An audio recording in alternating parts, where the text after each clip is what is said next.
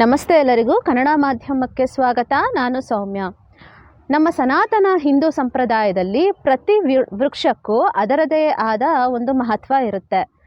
ಅದರಲ್ಲಿ ಔದುಂಬರ ವೃಕ್ಷ ಶ್ರೀ ಗುರು ದತ್ತಾತ್ರೇಯನಿಗೆ ಸಂಬಂಧಪಟ್ಟಿದ್ದಾಗಿದೆ. ಇವತ್ತಿನ ನಮ್ಮ ವಿಶೇಷ ಸಂಚಿಕೆಯಲ್ಲಿ ನಮ್ಮೊಂದಿಗೆ ಇರುವಂತಹ ಶ್ರೀ ಪಂಡಿತ್ ಮನೋಜ್ ನರಸಿಂಹ ಸರಸ್ವತಿಯವರು ಔದುಂಬರ ವೃಕ್ಷವನ್ನು ಬಳಸಿಕೊಂಡು ನಮ್ಮ ಸಾಮಾನ್ಯ ಸಮಸ್ಯೆಗಳನ್ನು ಸುಲಭವಾದ ಸರಳ ತಂತ್ರಗಳ ಮುಖಾಂತರ ಹೇಗೆ ಬಗೆಹರಿಸಿಕೊಳ್ಳಬಹುದು ಅನ್ನೋದನ್ನು ತಿಳಿಸಿಕೊಡಲಿದ್ದಾರೆ. ಹಾಗಿದ್ರೆ ತಡ ಯಾಕೆ ವೀಕ್ಷಕರೇ, ಬನ್ನಿ ಗುರುಗಳನ್ನು ಕೇಳೋಣ. ನಮಸ್ತೆ ಗುರುಗಳೇ, ಕಾರ್ಯಕ್ರಮಕ್ಕೆ ಸ್ವಾಗತ. ಓಂ ಜಯಂತಿ ಮಂಗಳ ಕಾಳಿ ಭದ್ರಕಾಳಿ ಕಪಾಲಿನಿ ದುರ್ಗಕ್ಷಮಾ ಶಿವದಾತ್ರಿ ಸ್ವಾಹ ಸ್ವಾದ ನಮಸ್ತೆ. ನಮಸ್ತೆ ಅಮ್ಮ. ನಮಸ್ತೆ ಗುರುಗಳೇ.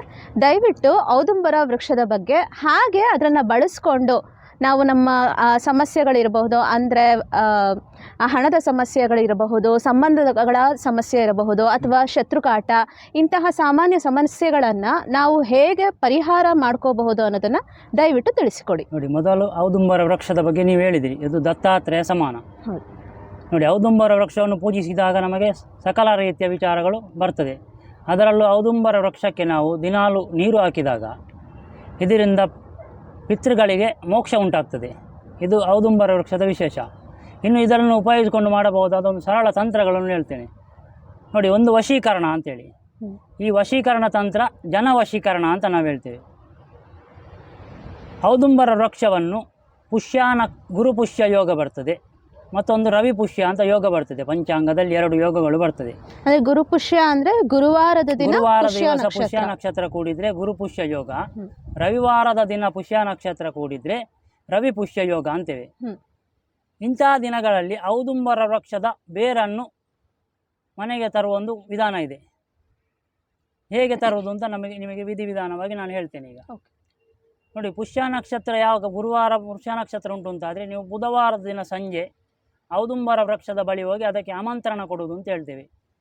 ಆಮಂತ್ರಣವನ್ನು ಕೊಡಬೇಕು. ನಾಳೆ ನಾನು ನಿನ್ನ ಹತ್ರ ನಿನ್ನ ಬೇರಿಗಾಗಿ ಬರ್ತಾ ಇದ್ದೇನೆ, ನನಗೊಂದು ಕಾರ್ಯವಾಗಲಿದೆ, ಆ ಕಾರ್ಯದ ಸಮ್ಮತ ನಿನ್ನ ಬೇರು ನನಗೆ ಬೇಕಾಗಿರುವುದರಿಂದ ಅದನ್ನು ನಾನು ಕೊಂಡೋಗಲು ನನಗೆ ಅಪ್ಪಣೆ ಕೊಟ್ಟು ನಾಳೆ ನನ್ನೊಟ್ಟಿಗೆ ನೀವು ಬರಬೇಕು ಅಂತೇಳಿ ಒಂದು ಆಮಂತ್ರಣ ಕೊಡ್ತೇವೆ.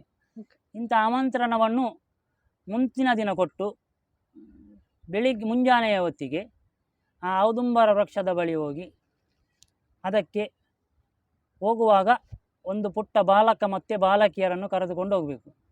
ಕರೆದುಕೊಂಡು ಹೋದರೆ ಒಳ್ಳೆಯದು, ಯಾರಿಲ್ಲ ಅಂದರೆ ತೊಂದರೆ ಇಲ್ಲ.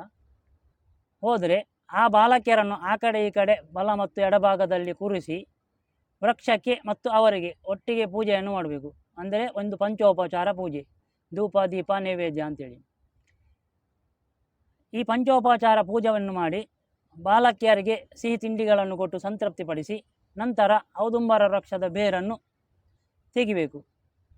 ತೆಗೆದು ಮನೆಯಲ್ಲಿ ಕೊಂಡೋಗಿ ದೇವರ ಕೋಣೆಯಲ್ಲಿಟ್ಟು ಆ ಔದುಂಬರ ವೃಕ್ಷದ ಬೇರನ್ನು ಮನೆಯ ಕೋಣೆಯಲ್ಲಿಟ್ಟ ಮೇಲೆ ನಿಮ್ಮ ಸಂಕಲ್ಪವನ್ನು ನಿಮ್ಮ ದೇವರ ಕೋಣೆಯಲ್ಲಿ ಪ್ರಾರ್ಥಿಸಬೇಕು. ನೀವು ಯಾರ ವಿಚಾರದಲ್ಲಿ ಆ ಬೇರನ್ನು ತಂದಿರ್ತೀರೋ ನೋಡಿ, ಒಂದೇ ಒಂದು ವಿಚಾರಕ್ಕೆ ಮಾತ್ರ ಒಂದನ್ನು ವಿಚಾರ ಸಂಕಲ್ಪ ಮಾಡಲಿಕ್ಕೆ ಆಗ್ತದೆ. ಆ ಒಂದು ವಿಚಾರವನ್ನು ನೀವು ಸಂಕಲ್ಪ ಮಾಡಿ ಆ ಬೇರನ್ನು ಪಂಚೋಪಚಾರ ಪೂಜೆ ಮಾಡಿ, ಆ ಬೇರಿಗೂ ಪಂಚೋಪಚಾರ ಪೂಜೆ ಮಾಡಿದ ನಂತರ ಅದನ್ನು ಪರ್ಸಿನಲ್ಲಿ ಇಲ್ಲ ನಿಮ್ಮ ಪಾಕೆಟ್ನಲ್ಲಿ ಇಟ್ಟಾಗ ನೀವು ಎಲ್ಲೆಲ್ಲಿ ಹೋಗ್ತೀರೋ ಅಲ್ಲಲ್ಲಿ ನಿಮಗೆ ಜನ ಆಕರ್ಷಣೆ ಆಗ್ತಾರೆ. ಅಂದರೆ ನಿಮ್ಮ ಮೇಲೆ ಯಾರಿಗೂ ದ್ವೇಷದ ಭಾವನೆ ಬರುವುದಿಲ್ಲ ಅಂತ. ಆ ದ್ವೇಷ ಭಾವನೆ ಬರೋದಾಗ ಎಲ್ಲರೂ ನಿಮ್ಮನ್ನು ಪ್ರೀತಿಸ್ತಾರೆ. ಇದನ್ನು ಜನವಶೀಕರಣ ವಿದ್ಯೆ ಅಂತ ಹೇಳ್ತೇವೆ ನಾವು. ಹೀಗೆ ಜನವಶೀಕರಣವನ್ನು ಆ ಔದುಂಬರ ವೃಕ್ಷದ ಬೇರಿನಿಂದ ಮಾಡಬಹುದು.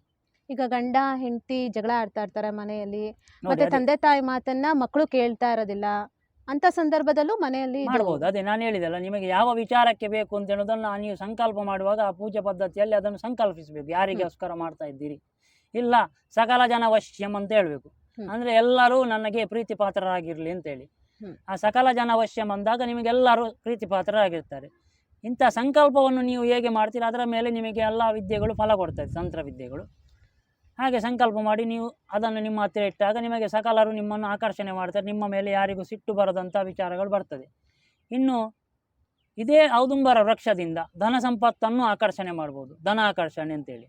ನೋಡಿ, ವಿಧಿವಿಧಾನಗಳು ಬೇರನ್ನು ಹೇಗೆ ತರುವುದು ಅನ್ನುವ ವಿಚಾರ ಮೊದಲನಾಗಿ ಎಲ್ಲ ಪದ್ಧತಿ ಹಾಗೆ ಅನುಸರಿಸಿಕೊಂಡು ಈಗ ನೀವು ಬೇರನ್ನು ಏನು ಮಾಡಬೇಕು, ಗುರುವಾರ ಪುಷ್ಯ ನಕ್ಷತ್ರಕ್ಕೆ ತೆಗೆದ್ರಿ, ಶುಕ್ರವಾರದ ದಿವಸ ನಿಮ್ಮ ದೇವರ ಕೋಣೆಯಲ್ಲಿ ಆ ಬೇರಿಗೆ ಇದೇ ಥರ ಪಂಚೋಪಚಾರ ಪೂಜೆಯನ್ನು ಮಾಡಿ ಆ ಬೇರನ್ನು ಲಕ್ಷ್ಮೀ ಮಂತ್ರವನ್ನು ಅಭಿಮಂತ್ರಿಸಬೇಕು.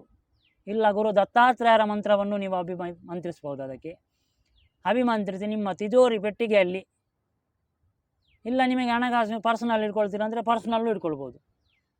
ಹಾಗೆ ನೀವು ಧನ ಸಂಪತ್ತಿನ ವಿಚಾರವನ್ನು ಸಂಕಲ್ಪ ಮಾಡಿಟ್ಟಾಗ ಇದೇ ಔದುಂಬರ ವೃಕ್ಷದ ಬೇರು ನಿಮಗೆ ಧನವನ್ನು ಆಕರ್ಷಣೆ ಮಾಡುವಂಥ ಶಕ್ತಿಯನ್ನು ಹೊಂದಿದೆ. ಹಾಗೆ ಇದನ್ನು ಧನವಶೀಕರಣಕ್ಕೂ ಬಳಸ್ಕೊಳ್ಬೋದು. ಹೀಗೆ ಇನ್ನು ಔದುಂಬರ ವೃಕ್ಷದ ಕಡ್ಡಿಯಿಂದ ಶತ್ರು ಉಚ್ಚಾಟನ ಕಾರ್ಯ ಮಾಡಲಿಕ್ಕೆ ಆಗ್ತದೆ. ನೋಡಿ, ಶತ್ರು ಉಚ್ಚಾಟನ ಹೇಗೆ ಮಾಡೋದು ಅಂತ ಹೇಳಿದರೆ, ಶತ್ರು ಉಚ್ಚಾಟನೆಗೆ ಒಂದು ಮಂತ್ರ ಇದೆ, ಶತ್ರು ಉಚ್ಚಾಟನ ಮಂತ್ರ ಇದೆ. ಆ ಮಂತ್ರವನ್ನು ನೀವು ಪಠನೆ ಮಾಡಬೇಕು. 4 ಅಂಗುಲ ಉದ್ದದ ಔದುಂಬರ ಕಡ್ಡಿಯನ್ನು ತರಬೇಕು. 4 ಅಂಗುಲ ಉದ್ದದ ಔದುಂಬರ ಕಡ್ಡಿಯನ್ನು ತಂದು ಅದಕ್ಕೆ ಸಂಕಲ್ಪ ಮುಖೇನ ನಿಮ್ಮ ಶತ್ರು ಯಾರಿದ್ದಾರೆ ಅವರ ಹೆಸರನ್ನು ಸಂಕಲ್ಪಿಸಿ ಈ ಶತ್ರು ಉಚ್ಚಾಟನ ಮಂತ್ರವನ್ನು 1008 ಬಾರಿ ಜಪಿಸಿದರೆ ಅಲ್ಲಿ ಸಿದ್ಧಿಯಾಯಿತು. ಆ 1008 ಬಾರಿ ಜಪಿಸಿದ ಆ ಔದುಂಬರ ಕಡ್ಡಿಯನ್ನು ನೀವು ನಿಮ್ಮ ಶತ್ರುವಿನ ಮನೆಯ ಮುಂದೆ ಹೂಳಬೇಕು. ಹೂತಾಗ ಆ ಶತ್ರು ಆ ಕಡ್ಡಿ ಆ ಕಡೆ ಈ ಕಡೆ ಹೋಗ್ತಾ ಬರುವ ವಿಚಾರ ಬಂದಾಗ ಅವರಲ್ಲಿಂದ ಉಚ್ಚಾಟನೆ ಹಾಕೋದು ಒಂದು ತಂತ್ರಶಾಸ್ತ್ರದ ವಿಧಾನ. ಈ ತಂತ್ರವನ್ನು ನೀವು ಮಾಡಿದಾಗ ನಿಮಗೆ ಆ ಶತ್ರು ನಿಮ್ಮಲ್ಲಿಂದ ಉಚ್ಚಾಟನೆ ಆಗ್ತಾನೆ ಅನ್ನೋದು ತಂತ್ರ ಪದ್ಧತಿ. ಆ ಮಂತ್ರ ಯಾವುದು ಗುರುಗಳೇ? ನೋಡಿ, ಮಂತ್ರವನ್ನು ನಾನು ಓಪನ್ ಆಗಿ ಹೇಳೋದಿಲ್ಲ ಅಂತ ನಿಮಗೆ ಗೊತ್ತು. ಆದರೂ ಮಂತ್ರವನ್ನು ಹೇಳ್ತೇನೆ ಕೇಳಿ. ಓಂ ನಮೋ ಕಾಲರೂಪಾಯ ಭಸ್ಮಿ ಕುರು ಕುರು ಸ್ವಾಹ ಅಂತ. ಇಲ್ಲದಿದ್ದರೆ ಓಂ ಪರಬ್ರಹ್ಮ ಪರಮಾತ್ಮನೆ ಓಂ ನಮಃ ಉತ್ಪತ್ತಿ ಸ್ಥಿತಿ ಪ್ರಳಯಕಾರಾಯ ಬ್ರಹ್ಮ ಹರಿಹರ ತ್ರಿಗುಣಾತ್ಮನೆ ಮಮ ಶತ್ರು ಉಚ್ಚಟಾಯ ಉಚ್ಚಟಾಯ ಅನ್ಬೋದು. ಇಂಥ ಮಂತ್ರಗಳನ್ನು ಜಪಿಸಬೇಕಾದ್ರೆ ಗುರುಗಳ ಮುಖೇನ ನೀವು ತಗೊಂಡಿರಬೇಕು. ಅಂದರೆ ಒಂದು ಕ್ರಮ ವಿಧಾನವಾಗಿ ಹಸ್ತವನ್ನು ತಲೆಯ ಮೇಲೆ ಕೈಯನ್ನು ತಲೆಯ ಮೇಲೆ ಇಟ್ಟು ಕೊಡುವಂಥ ಒಂದು ಪದ್ಧತಿ ಇದೆ. ಅಂಥ ಪದ್ಧತಿಯಲ್ಲಿ ತಗೊಂಡಾಗ ಆ ಮಂತ್ರಗಳು ಜೀವ ಬರ್ತದೆ. ಹಾಗೆ ತಗೊಂಡು ಮಾಡಿ ಯಾರ ಹತ್ರ ಅದು ಈ ತಂತ್ರ ವಿಧಾನ. ಈ ಔದುಂಬರ ವೃಕ್ಷದಿಂದ ಇಷ್ಟು ವಿಚಾರಗಳನ್ನು ಮಾಡಲಿಕ್ಕೆ ಇನ್ನೂ ಹಲವಾರು ವಿಚಾರಗಳಿವೆ. ಎಲ್ಲದನ್ನು ಹೇಳೋಕ್ಕೆ ಸಮಯ ಸಾಕಾಗುವುದಿಲ್ಲ. ಮುಂದಿನದರಲ್ಲೂ ತಿಳಿಸುವ. ಈಗ ನೀವು ಹೇಳಿದ್ರಿ ಭೂಮಿಯಲ್ಲಿ ಹೂತು ಹಾಕಬೇಕು ಅಂತ ಹೇಳಿದ್ರಿ ಅಲ್ವಾ, ಅದು ಔದುಂಬರದ ಕಡ್ಡಿಯನ್ನ ಅಕಸ್ಮಾತ್ ಅಲ್ಲಿ ಹೂತು ಹಾಕೋದಕ್ಕೆ ಸ್ಥಳಾವಕಾಶ ಇರಲಿಲ್ಲ ಅಂದ್ರೆ ಬೇರೆ ಏನ್ ಮಾಡ್ಬೋದು? ಇಲ್ಲ, ಇದರ ವಿಧಾನವೇ ನೀವು ಹೂತು ಹಾಕಬೇಕು ಅಂತೇಳಿ. ಓಕೆ. ಅವನು ಆ ಕಡೆ ಈ ಕಡೆ ನಡೆಯುವ ದಾರಿಯಲ್ಲಿ ಎಲ್ಲಿಯಾದರೂ ಒಂದು ಕಡೆ ನಿಮ್ಮ ಅಂಗಳದಲ್ಲಿ ಜಾಗ ಇರ್ತದೇನೆ ಅಲ್ವಾ, ಅಲ್ಲಿ ಹೂತು ಹಾಕುವುದೇ ಇದರ ವಿಧಿ ಅಂತ. ಹೂತು ಹಾಕಿದಾಗ ಮಾತ್ರ ಅದು ಕಾರ್ಯ ಮಾಡ್ತದೆ ಅಂತೇಳಿ ಅದರ ಮೇಲೆ ಅವನು ಪಾಸ್ ಆಗಬೇಕು.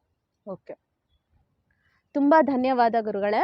ಜನಾಕರ್ಷಣೆ, ಧನಾಕರ್ಷಣೆ ಹಾಗೆ ಶತ್ರು ಉಚ್ಚಾಟನೆಗೆ ಔದುಂಬರ ವೃಕ್ಷವನ್ನು ಬಳಸಿಕೊಂಡು ಮಾಡುವಂತಹ ತುಂಬ ಸರಳವಾದ ತಂತ್ರವನ್ನು ತಿಳಿಸಿಕೊಟ್ಟಿದ್ದಕ್ಕೆ ನಮ್ಮ ಚಾನೆಲ್ ಕನ್ನಡ ಮಾಧ್ಯಮದ ವೀಕ್ಷಕರ ಪರವಾಗಿ ನಿಮಗೆ ಅನಂತ ಕೋಟಿ ಧನ್ಯವಾದಗಳು. ಧನ್ಯವಾದ.